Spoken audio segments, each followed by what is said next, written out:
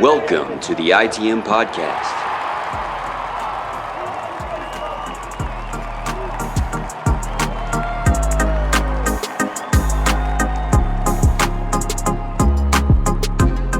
This is episode 390 of the ITM Podcast, the official Boston Red Sox podcast of Dunkin' Donuts Coffee. My name is Joey Copponi, that's Scott Neville, and the Boston Red Sox. They won another series. Scott, how you doing?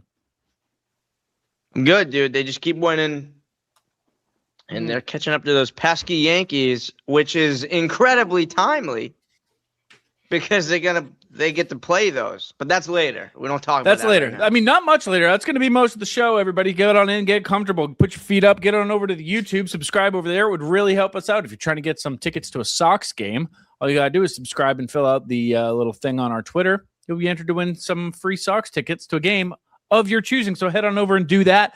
We got a jam-packed show for you. It's funny, I was actually just thinking, I feel like the Red Sox have not been to Yankee Stadium this year. Like, I can't picture them at Yankee Stadium, honestly, past like 2023. It's just like, wow, the cutting down in divisional games, you really feel it with the Yankees more than anybody else. It's a bummer, but here they are. It's upon us, and we have a jam-packed show that is kind of focused on what's going to happen in this Yankees series. But before that, we also got I almost said Roman Reigns. I almost earnestly said Roman Reigns because I just have Roman's return written down here, and I almost actually looked into the camera and said, Roman Reigns is back. Roman Anthony, back with the Boston Red Sox soon. As of recording this at 4 p.m. on Thursday, it is not official yet, but we will talk about Roman Anthony and what is in store for him. We'll talk about Trevor Story and where and when he will return to the Boston Red Sox and the repercussions of that. We're going to talk about Garrett Whitlock, who, wouldn't you know it, returning from injury. Would you believe that about a Boston Red Sox player? It's too true. And just for posterity's sake, while we're on the topic, we'll probably touch on Adley Rutschman, who has not played much. It's been a little bit since Adley has taken the field in a Red Sox uniform. We'll look at what's going on there. And then, of course, we're going to look ahead at this thrilling 4-game set in the stinky, stinky Bronx. Now, Scott, Roman Reigns, also known as Roman Anthony, he will almost certainly be back with the Red Sox during this series in New York. I would be stunned if not. He was talking about coming back during the Miami series. So he is rearing to go, which is shocking, because, I mean, for a good chunk of this season, because he's been out the whole season. I don't care that he played in April. He didn't. He's been out the whole year, in my mind. During a good stretch of this season, the conversation was, will Roman be back, period? And what we more or less landed on was, I hope he comes back with enough leeway to lead him into the postseason. Mid-September would be better than late September. Now here we are. That calendar says August, and Roman Anthony's return is around the corner. So we basically are getting a free month of Roman Anthony, an unexpected month. I feel like people aren't talking about free. That. He costs so much money. He's not even close to free, but I agree in the sense of, I distinctly remember talking to Lou Merloni on this platform. And both of us, I think, were under the impression that I think Crochet will return at some point in some capacity. I don't know about Roman. It doesn't look good. There was so much time where it was like the amount of times that Roman tested his hand and said, all right, I'm going to swing a bat today, then see how that goes. And then if we feel good, we're going to go on to the next stage, and failed that stage. Made it seem like it was not happening this year. So Yeah. I'm grateful. I'm not shocked as in like today, because we've been talking about it. It's been ramping up for a little bit, but Yep. I'm pretty shocked that we're, from August 1st, me would have been pretty shocked that we're here right now, and that it's a game-to-game plays. The fact that he's got 2 home runs in AAA, and if you needed him, he could come up right now, and we'll see if we do need him, if we're going to use him. But that's really encouraging. I remember Lou was talking about the importance of getting him some at-bats at the end of this year. Because this also, I think this, when we talked to Lou, it was pre run. Was it? Was it pre-June 25th? Oh, yeah. Oh, yes, it was. Because I distinctly remember one of our questions, your question, was, man, how do you even cover this team right now? Like, what's it like to be on TV every day with this team in front of you for 3 hours? Because we were, at that point in the season, the biggest thing we wanted to know from other people in content was, man, how are you getting through this? Because this hour of recording is one of the worst hours of my week. Like, and then and now, what a difference. Lou, I do remember that because Lou's answer was more or less like, you take it one day at a time. You know, That's you got to exactly forget yesterday. You got to have a short memory and go out there and just say, we want to win today. And I was like, that's spoken like a guy who was on the 2002 Red Sox. That's what that sounds like. And wouldn't you know it, he was. But when we talked to Lou, I remember him saying, you want to get Roman some at-bats at the end of the year because of the lockout. You know, you just want him to stay in baseball shape. And that's the tone that we were talking about Roman Anthony with, was like, yeah, get him some game action just to keep him fresh. Because also at that point in time, it was crazy asinine homer take to even discuss the possibility of that Red Sox team making the playoffs. And so it wasn't even about, like, there was no talk of we got to get him back for a postseason run or for anything that would be meaningful this year. At that time, it was purely just what's better for the long-term health of the player. And it was like Roman and it was Crochet at the time. Now this whole, like, the fact that the postseason is a huge part of this conversation is wildly different. And the fact that he, after really struggling, which we had some interesting quotes about, you know, he turned a corner pretty quick and is now at a place where he's got a full month to make an impact in the regular season and then be fully ready for the postseason. In terms of, like, if he struggles in the postseason, it won't be because he played 3 games. And I am going to go out on a big limb here. I'm going to be brave, and I'm going to say I think Roman Anthony is going to be pretty good when he comes back. So sure. I don't think I'll go ahead and say it. Yeah, He's I'll already be the good. brave one here. Here's the thing. I as much as I believe what I just said, I also feel a little bit of this, like, nervous, anxious energy that says, God, I really hope that he performs. Just to avoid the discourse, because there's already so much around him, and the perception of him has changed over the course of the last year, certainly, but the last 6 months, it's kind of been a little bit of a roller coaster. And he addressed it, actually. I'm going to read the quote because he was asked about the narrative surrounding him and his alcoholism. And he said, quote, I won't really talk on that because it's not even something that's relevant and hasn't been relevant in our clubhouse. It's never been a problem. It's never really even been a thing. I prioritize getting to bed and doing everything I can to show up and give it all to my teammates and to the fans. I think when things aren't going your way and you're a 22-year-old kid that does anything other than just goes home and goes straight to bed, people have something to say. End quote. You know what I would have said if I was 22 years old and somebody asked about this to me, Scott? Can you ask me the question, actually? Hey, Joey, shouldn't you be more focused on winning Red Sox games than being an alcoholic, party boy, drug addict? Fuck you. That's what I would have said. I would have said, fuck yourself, climb out of my ass, go eat rocks.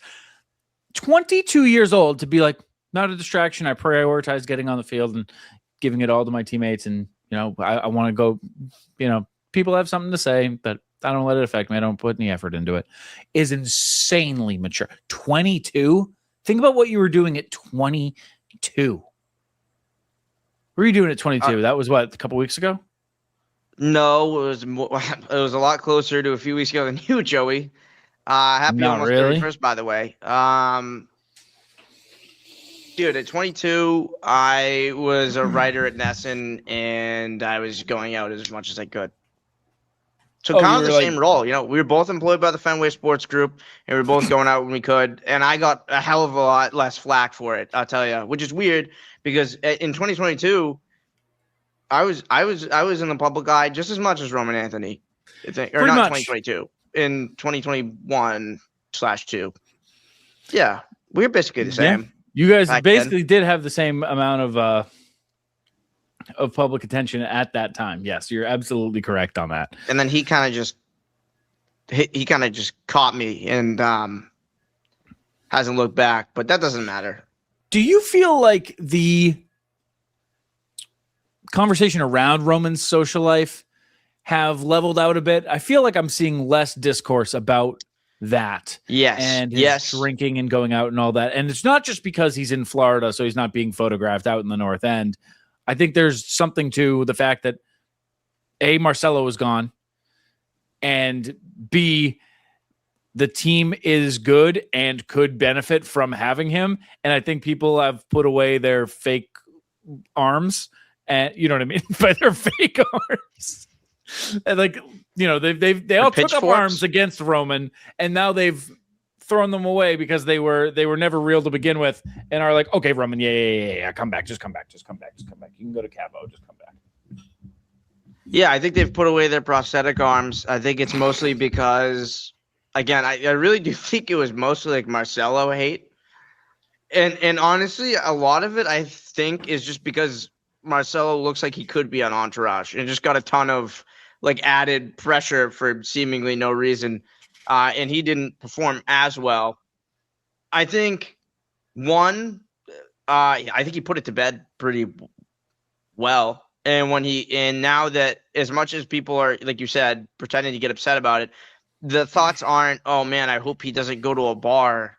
The thoughts are like, dude, yeah. Roman's about to like we're like closing in on the Yankees, and Roman could be in that series. Like right now, the Red Sox are going to be in a fight for the last month to overtake the Yankees in the postseason standings, and Roman Anthony is going to be in that lineup for the vast majority of that. That's the focus.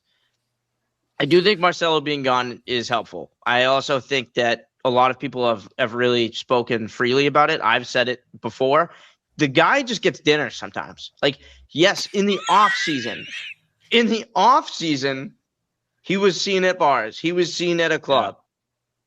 It was Marathon. In fairness, it was Marathon Monday is like the one that people really like. That was the one where he was like actually fucked up, which is decent. But like he was 21 years old on Marathon Monday. Like, I don't know.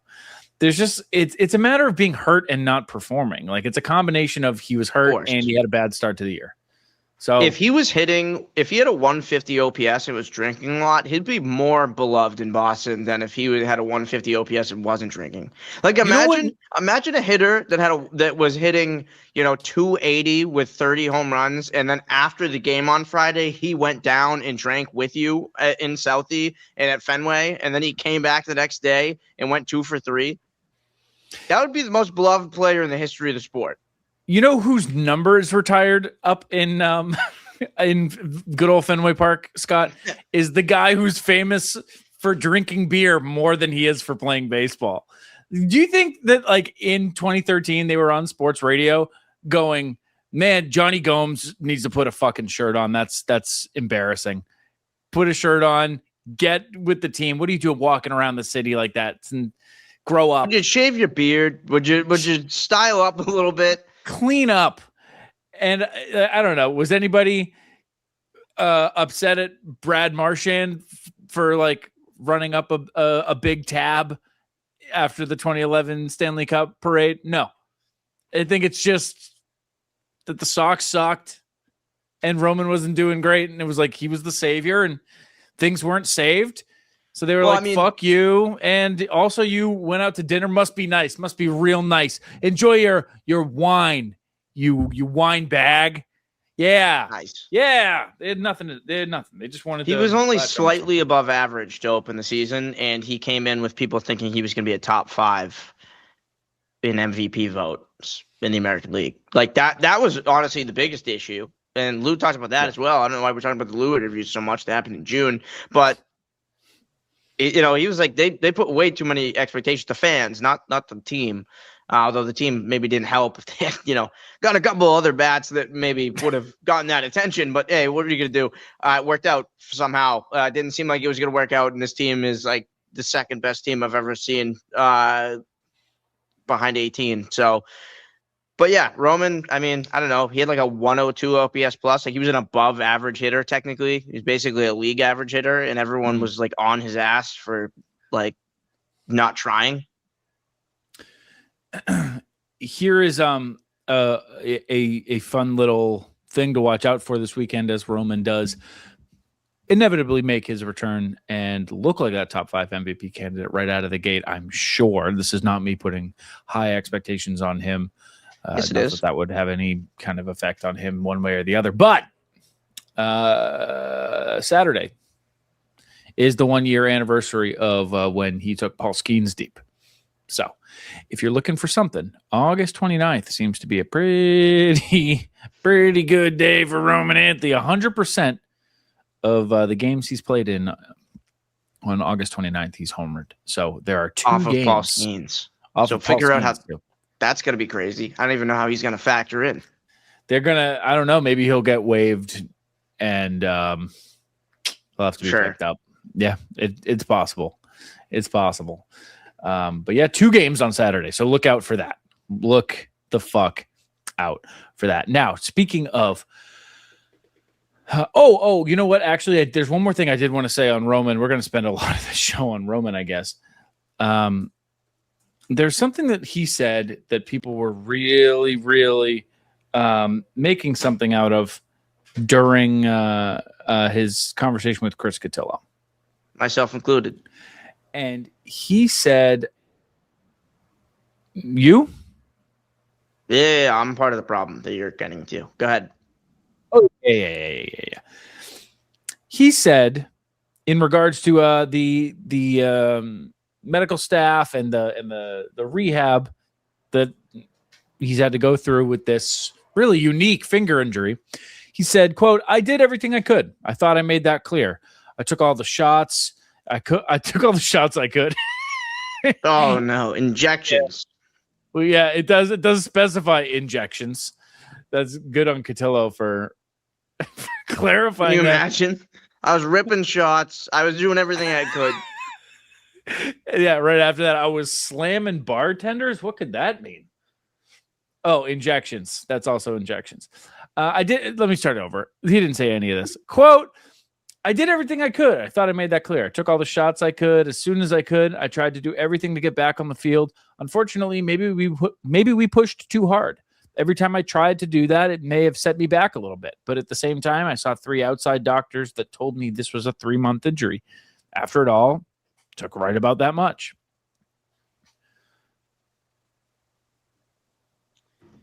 Look, checkmate.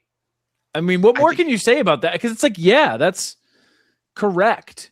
He laid out kind of the whole thing. Like the Red Sox really wanted me to come back. It set me back every single time. And wouldn't you fucking know it, the 3 other doctors that I saw outside of this organization told me it would be 3 months. And oh my God, is it late August and I'm feeling okay? Wow. Crazy. Yeah, I mean, they screwed up probably his approach to the rehab process, but more importantly, I don't know about more importantly, but they talked, you got guys like Sam Kennedy downplaying his injury on the number 1 regional network in the world, as they love to say. And you have, quotes coming out after the game. They got expectations for the media, the fans, and also himself that this was going to be a day-to-day thing. And then you find out that they were wrong, and this was really like a 3-month injury. And if they didn't go on a press tour about, hey, don't worry, Roman Anthony's going to be fine in a day, or if they had clarified later that this is going to be worse than we thought, instead of like doubling down when like Roman was like, well, really, technically it's a tear. And then, you got Kennedy being like, well, all tears are sprains, like stop being a baby about it. Like, it was such a weird campaign to like put all of it on him, and it made everyone in the process look terrible. And I thought this was a very like stern but not over the top way to just be like, look, I've had to just eat this for months. I haven't been doing media. Like I haven't been able to talk to you guys. I've just been, basically evicted and shipped off to, Florida and just let everything happen when it's just the reality is I had a 3-month injury that took 3 months.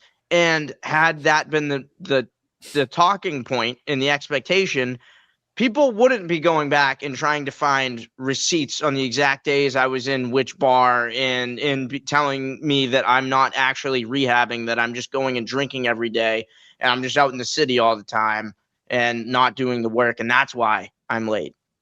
Like, that was such a mature way to just be like, hey, like, I had a 3-month injury. It took 3 months. Everyone else agrees with me. Let's put this to bed. Let's maybe quit it a little bit. You know what I mean? Just a little bit. I loved it. Good on him. Good on him. I think he absolutely nailed it. Wouldn't change a thing about how he said it. He is going to feel so vindicated. He's going to be so vindicated. There's going to be a lot of folks who are going to have to eat a lot of words when Roman comes back and still wins the AL MVP. More or less wide open. More or less wide open. Sure. Trevor Story is coming back too. I'm sorry to announce, but he will be back in this Yankees series, presumably. The belief is that he will be back in this Yankees series. He is very much under the assumption that he is just the starting shortstop again. We talked about it last episode about how contradictory some of the quotes were. That hasn't changed. There are new quotes in which Trevor is like, yep, going to go right back, probably batting third, probably playing short. I'll be right back there. I'll see you soon, Boston fans. And Chad Tracy going, yeah, with Trevor, yeah, he'll probably play some shortstop. Yeah, definitely. The question that I came to, Scott, as I sifted through this cavalcade of feelings that came over me around Trevor Story coming back was the first one was, can you say for sure that this makes the team better? I'm a lot closer to saying I can say for sure that it makes it worse. Yeah. Over Mona? Because it's a little easier now to say that might not be the case. Your stance last episode was that I believe, correct me if I'm wrong, I believe Monasterio had a 470 OPS in a recent stretch, and his defense has obviously been bad. Yeah, Story's still trying to chase that OPS in AAA. So yeah, I could argue that it's definitely going to make it, or not definitely, but that on paper, Trevor Story does nothing but make you worse. The one argument for is that the defense has continued to decline for Monasterio, and Story doesn't have great metrics, but if you just watch him play, like he makes the plays that you need to make. You know, he very rarely makes like actual errors. It's more just like, you know, the metrics don't love him for range or whatnot. I would like to get his defense in there, but I think I would rather DH for Story than the pitcher, if possible. That's my biggest concern. And it's also like there is a little bit to like, I don't think this is, you know, usually in the case that what I'm about to bring up is like it's a bad seed or something, like it's a guy that's bringing down the vibes. I don't think it's that at all. I think Trevor Story is like a leader that everyone respects. But for some reason, like having the young guys, having the Sieglers of the world in the clubhouse instead of Story is helping. Like it's a bunch of guys that just like are getting their first cracks at the major league roster. And it's not guys at 21 doing it. It's guys at 28 doing it and being like, man, this is our first regular playing time in the big leagues. And like, we've been fighting for this for, you know, we've been professionals for 10 years, 5 years, whatever. And we're finally getting our shot and they're doing well together. And the whole roster works together. So yeah, I'd be a little worried. I did want to take this time to read some comments because we posted on ITM_pod on Instagram about the call up, how excited we are about his inevitable call up. He's got 55 comments in 6 hours. Yeah. Not a lot of good. No. First comment, great, more automatic outs. Most liked comment, I believe, with 22 is keep him in AAA. I like, this is my favorite. We asked about the corresponding move. The corresponding move is for us to say why, which I agree with. That's good. All pitchers need to do is throw sliders off the plate. Years have shown he can't hit it. Jesus, please no. Someone cancel his flight. Why? He can't even hit AAA pitching. He is not needed. Why disrupt the clubhouse after what they have done as a group? I don't get it or agree with it. I do like that one. Waterboy got 8 likes. See, I'm not the only one. A lot of people think the chemistry is going to go away. I think it's a little too drastic of a narrative, but I do think there's something there. I mean, the thing is, it's Trevor Story. He's not a vibe killer. I know that he's not like never been known as, I don't know. He's not. I agree. Well, that's what I was saying. He's not he's not deteriorating from the vibes. It's just that you're going to lose somebody that's really contributing to it. If that makes sense. Sure. Look at the comments. Not even his family members want him on the team. The thing is, like, this is the last go of Trevor's Story. It is. This is the last time. Franklin Arias is beating down the door. You think that he's going to stay in Worcester next year? You're dead wrong. He's done. What do you think, not to get too far off, what do you think about the fact that, forget whether he's ready or not, how do you feel about whether this is the right decision? Keeping Franklin Arias down so that you don't start his clock and you get another year out of him with the lockout looming and other problems. And the fact that one, and two, the other part of it is if you bring him onto the 40-man roster, he can't be involved in any part of the lockout. Apparently the minors can keep playing. So if he's not on the 40-man roster, he can keep doing baseball activities and potentially even minor league games. What are your thoughts on that? I think that's exactly what they should do. Yeah. Okay, I agree with that. I think they should leave him down there. Yeah, it would fuck up his development if he is completely locked out come November. I agree with that. The one thing I will say is I do understand everyone shouting at the screen saying, hey, we're trying to win a World Series here, and this guy gives you a better chance than Trevor Story, and we're in the playoffs. Yeah. So I understand that. But I don't know. I think you do wait on him. I also don't think you call up Story, but there's this thing where you just like have to for some reason, and that's what you're paying him $20 million, and he's like a leader, and he's been here, and like, but the question becomes like, are you doing this because you feel like you have to, or does this actually make the team better? And like, I don't have a firm answer. I kind of lean towards they have to, and they probably also believe it makes the team better, but like, I feel like they don't even really think about that. It's this sense of like, well, Trevor's back, so Trevor plays. I don't know. I do like that Chad's not a Story guy, and a lot of people are talking about how Story's not a Chad guy. He was not happy when that move was made. Obviously, that's not anything to do with Chad. It's more about Cora firing Cora. But I think the thing with Story is he could shore up the defense at shortstop, even though he won't metrically grade as such. There's been some plays that Monasterio has not made that Story can make if you stop looking at the numbers and you start watching the games. But at the same time, like, I do think, why not wait until at least September 1st, which is so close. One, he's not hitting in AAA, which everyone's talking about. Give him a chance to maybe string something together. I have a one-hit game, for God's sake, before you call it. We don't need a multi-hit game. Let's not get crazy. Maybe we get a walk and a single, get him feeling a little good. And two, you have 2 more roster spots to play with, so you don't have to get rid of someone right away. There's still going to be a roster crunch because you're adding Roman, IKF, and Story, and there's only 2 additional spots, and then one of those might go to a pitcher, so there might even only be 1 extra spot, but at least it becomes easier to deal with.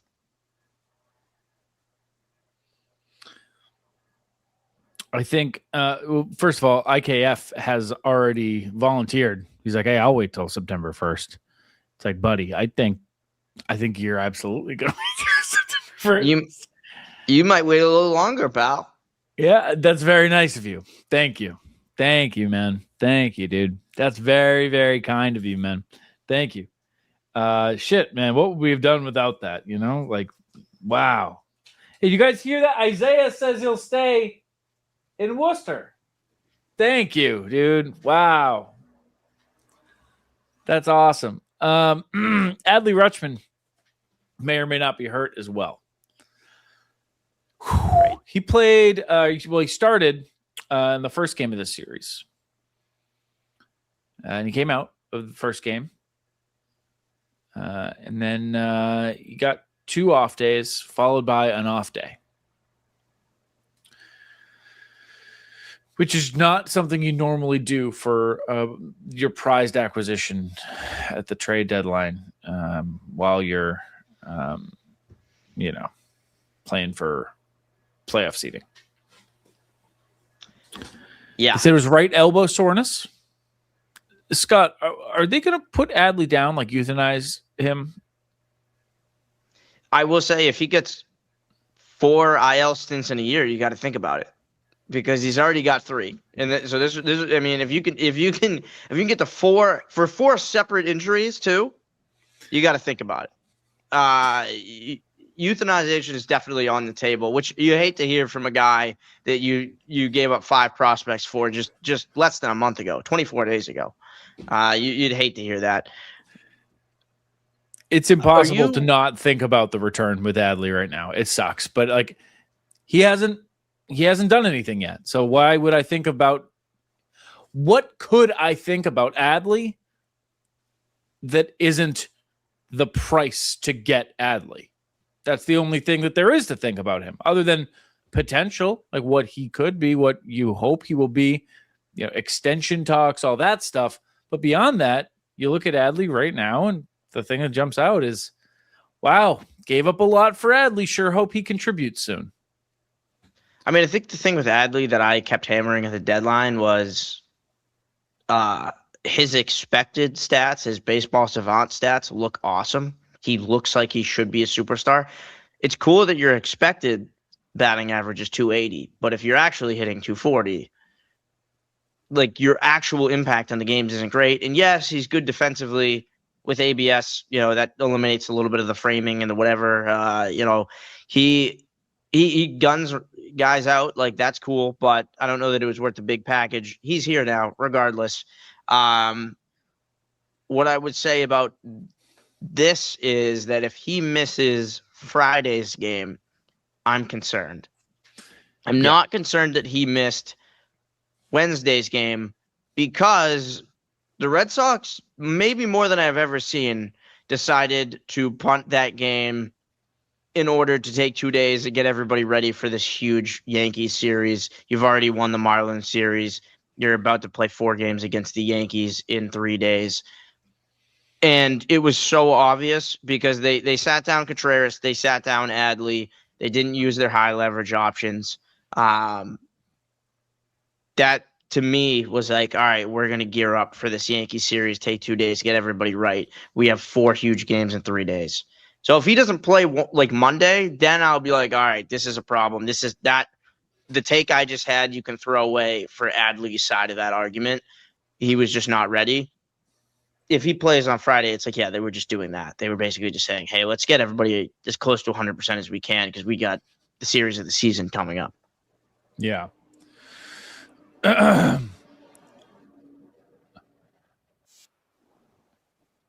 Playing in my ears. Something just started playing. You got a lot of music going on mid-show today. I've got a lot of stuff going on. Yeah, I'm trying to keep my brain straight, dude, and it... Never mind. Pause. I'm not finishing that. Yeah, just say. I'm not finishing that. Come on over to the YouTube, everybody.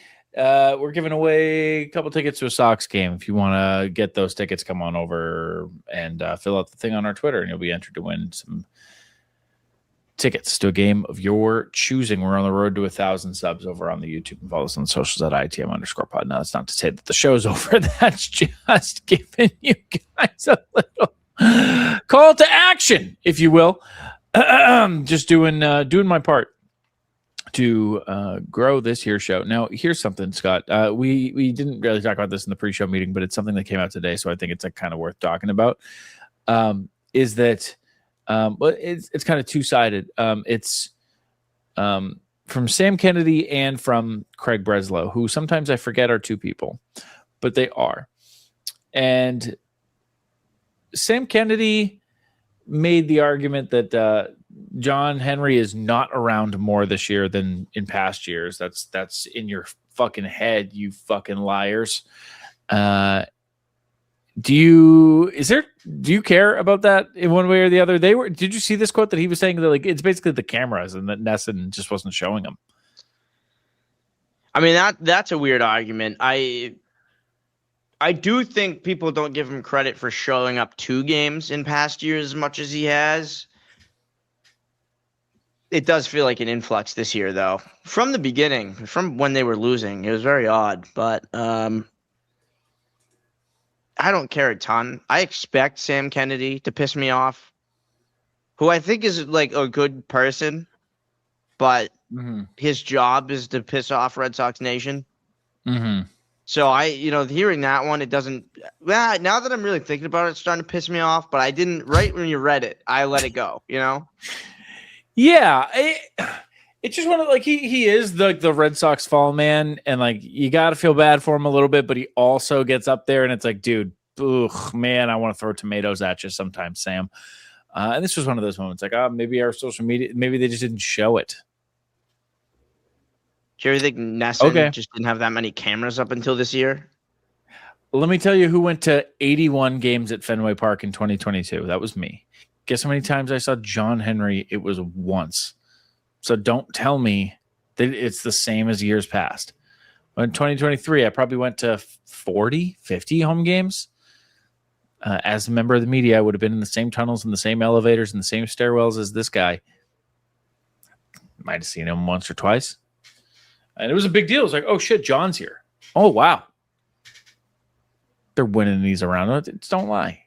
Yeah, he's been there. He's been there. He heard that fans thought that he blah, blah, blah, and now he's there. I don't know, whatever. The other thing is that Craig Breslow, in other stupid news, had to address the idea because, listen, Scott, there's this radio show. I don't know if I've ever talked about it on this program. It's called The Greg Hill Show. And it's on this network, this radio station that I just can't remember the name of. That's owned by a company that I just cannot remember the name of. I think it's named after that new Christopher Nolan movie that he just wrote. They decided to ask him being Craig Breslow. The Greg Hill Show decided to ask Craig Breslow, did you send Roman Anthony to Florida as a punishment? To which Craig Breslow said, I actually don't know the answer. I'm very curious how he handled this one. I'm sure he said yes. He said, yeah, totally. We had to get this guy out of Cavo. Like, honestly, we almost put him into treatment. We are worried about him and his alcoholism and what other chemicals he may or may not be putting into his system. We just want to get him back as fast as possible. End quote. Except he didn't. He said, quote, we were not punishing Roman. Roman doesn't feel punished. He and I have a great relationship and we communicate multiple times per day. I think what I had seen was Roman saying that being in Fort Myers and rehabbing sucked. And it does. But we reached the decision to send Roman to Fort Myers together.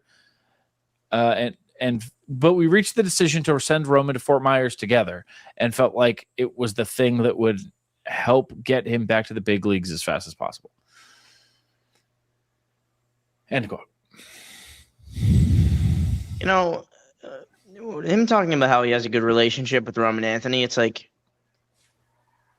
Roman must have an interesting perspective there, because anytime Craig does anything wrong to him, he also has to have that thought of like, this guy a year ago gave me $230 million of John Henry's money guaranteed.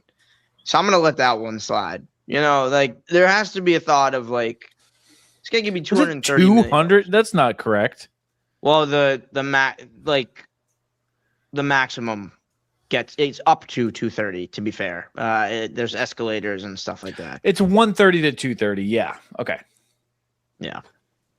I guess it's 130. It's 130. Listen. We're in media. We're supposed to exaggerate things. We're supposed to clickbait things. That's our job. Speaking of exaggerating things, we communicate multiple times per day. You do? What does that mean? I didn't catch that. That's kind of crazy. Multiple? No, you don't.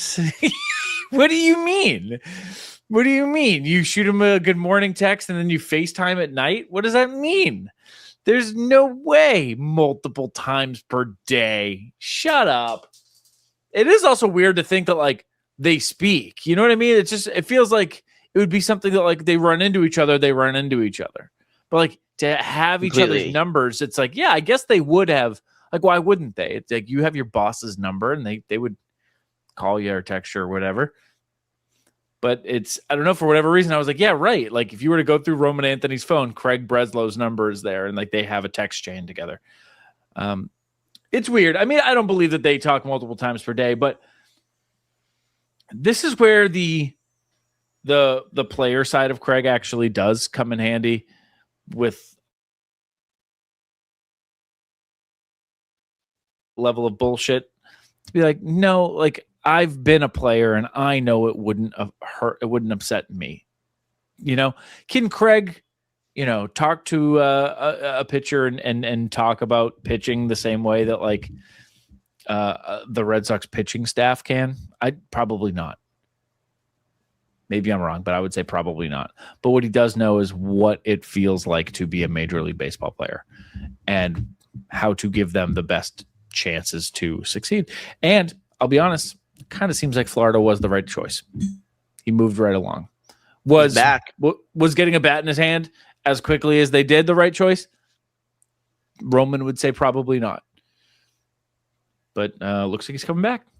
How about that? The Red Sox would say, what's a day-to-day injury? Why do we have to wait so long? And everyone else in the medical space would say, well, it's a 3-month injury, so maybe you're rushing that. Okay, 10-day it is. We'll reassess in 12 days. Retroactive to tomorrow. Keep swinging, Roman. Let me know how that feels. The Boston Red Sox are playing the New York Yankees, but the Yankees didn't want to announce any pitchers. So, Scott, I tried to make a really fun pitching preview here. And unfortunately, what happened was I have a couple names for you to tell you. Let's see what you got. Here's what I got. On Friday, go enjoy your day. Go enjoy your evening. Have a good late summer weekend. Have a fire. Find a place without a TV. Mm-hmm. No radio, no TV nearby, no phones. Amish style. Okay? Go out and enjoy this Amish Friday. On the bump is going to be Patrick Sandoval versus Cam Schlittler. So go and enjoy your night, because I did the math, and if the Red Sox somehow lose that game and then win the other 3, they will still overtake the New York Yankees. And that's really what this series is about. So if the Red Sox win this series, they come out in second place in the AL East, which is basically winning the division because the Rays don't really count. Game 2 is going to be Jake Bennett versus, I don't know. Game 3 is going to be, nobody knows. Probably a bullpen game, maybe 2, probably a Bayo game in there. And then Game 4 on Sunday at 1:35 is Ranger Suarez and Will Warren. And they just announced Will Warren. So the 3 guys that you have announced are Sandoval, Bennett, Suarez, with probably the Bayo game in the middle there. Is that the guys that you would like to face the New York Yankees? No. No Gray, no Tolley. Yeah, no Gray, no Tolley. No, a lot of guys. But the silver lining here, Scott, is... Scott? Thank you for kicking it to me. That's very generous.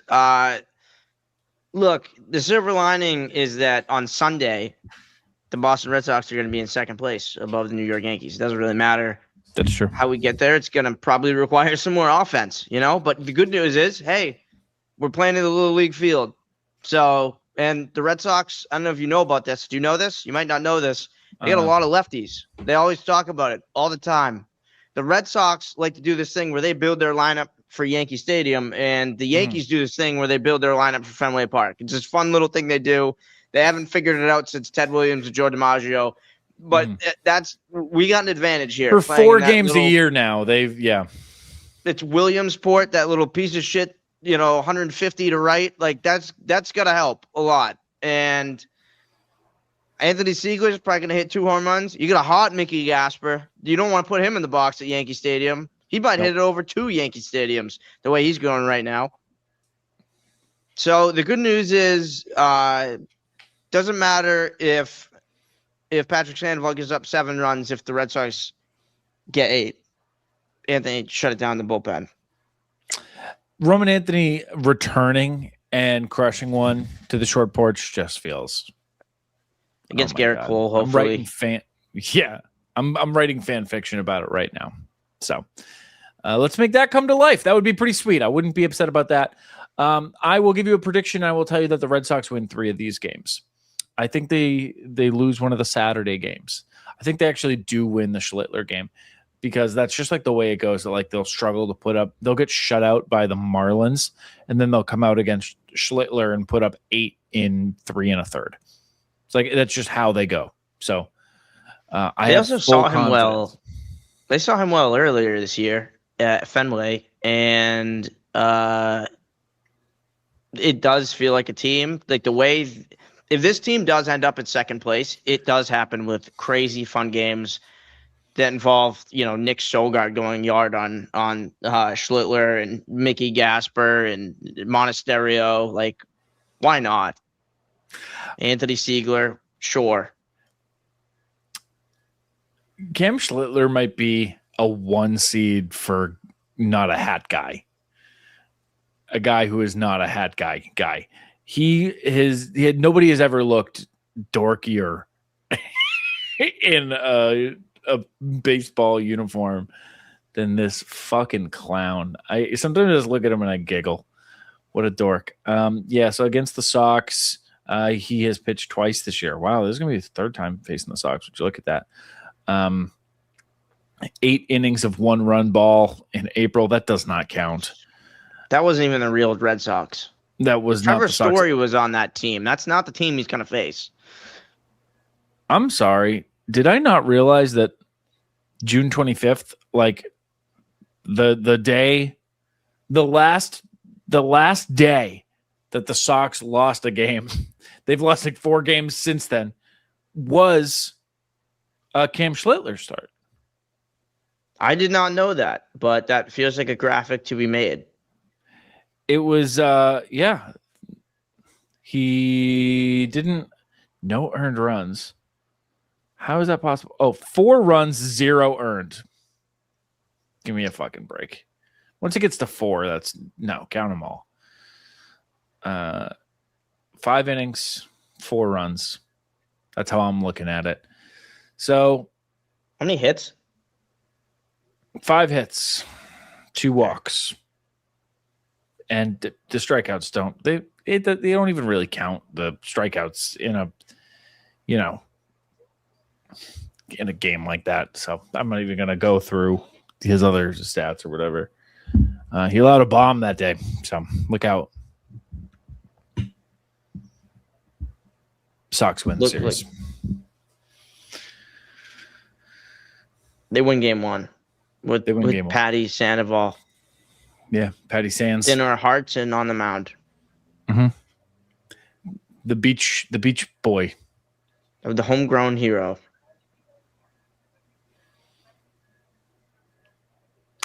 You can follow us on the. Actually, do you have thoughts you want to get out of your fucking head, dude? Not even one, dude. Me neither, man. Me neither. Except that's a lie because there are like a handful of little things. Garrett Whitlock is due back soon. He's throwing the ball. He feels good. That's something. Connor Wong looks like poop. Everybody's running on him. He can't throw. If he can't hit the ball and he can't throw, it's probably time to get out of here and give the catching position to Mickey Gasper. I actually am oddly growing hope that Mickey Gasper might be the future behind the dish if Adley Rutschman is going to be hurt again. And a shout out to Mickey Gasper for having the best 8-game stretch in a Red Sox uniform since Ted Williams. That's not a joke at all. That's just truly what happened. So shout out to him. And shout out to New Hampshire for growing him. And you can follow us on the socials at ITM_pod. You can follow me at Joey Copponi. You can follow him at Scott Neville 46. Just like how many home runs Mickey Gasper might hit before the end of the 2026 season. We will see you after this thrilling 4-game set against the New York Stinkies. My name's I've already done that. There's too many things at the end of this fucking show. For Scott Neville, I'm Joey Copponi. Yankees suck.